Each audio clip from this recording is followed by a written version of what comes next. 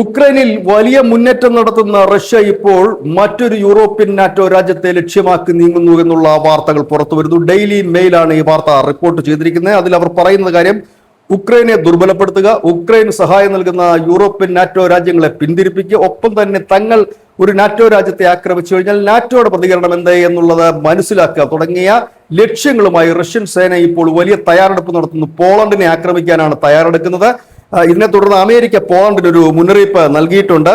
ഒരുപക്ഷെ പോളണ്ടിന്റെ അതിർത്തി Russia ഭേദിച്ചേക്കാം, missile drone ആക്രമണങ്ങൾ ഉണ്ടായേക്കാം, പോളണ്ടിന്റെ ഊർജ്ജ കേന്ദ്രങ്ങൾ റഷ്യ ലക്ഷ്യമിടുന്നതായും അമേരിക്ക പോളണ്ടിന് നൽകിയ മുന്നറിയിപ്പിൽ പറയുന്നു. അതുകൊണ്ട് തന്നെ കനത്ത ജാഗ്രതയിലായിരിക്കണമെന്നും അത് തടയാനുള്ള കാര്യങ്ങൾ നിങ്ങൾ ക്രമീകരിക്കണമെന്നുമാണ് അമേരിക്ക നൽകിയിരിക്കുന്ന മുന്നറിയിപ്പ്. ഇതോടുകൂടി തന്നെ ഉക്രൈൻ യുദ്ധം മറ്റിടങ്ങളിലേക്ക് വ്യാപിക്കുമെന്ന് കഴിഞ്ഞ കുറെ നാളുകളായി കേട്ടുകൊണ്ടിരുന്ന വാർത്തകൾ അക്ഷരാർത്ഥത്തിൽ ശരിവെക്കുന്ന തരത്തിലേക്കാണ് കാര്യങ്ങൾ നീങ്ങുന്നത്. കാരണം കടലിലും കരയിലും ഒക്കെ ഒരുപോലെ തന്നെ പുടിൻ സംഹാരതാണ്ഡവമാടാൻ തയ്യാറെടുക്കുന്ന വാർത്തകൾ കഴിഞ്ഞ ദിവസങ്ങളെല്ലാം എല്ലാ മാധ്യമങ്ങളിലും വന്നിരുന്നുവെങ്കിൽ ഇപ്പോൾ ഉക്രൈന് സമീപമുള്ള ഒരു നാറ്റോ രാജ്യത്തേക്ക് തങ്ങളുടെ ലക്ഷ്യം മാറ്റിയിരിക്കുകയാണ് റഷ്യ. News desk Malayalam.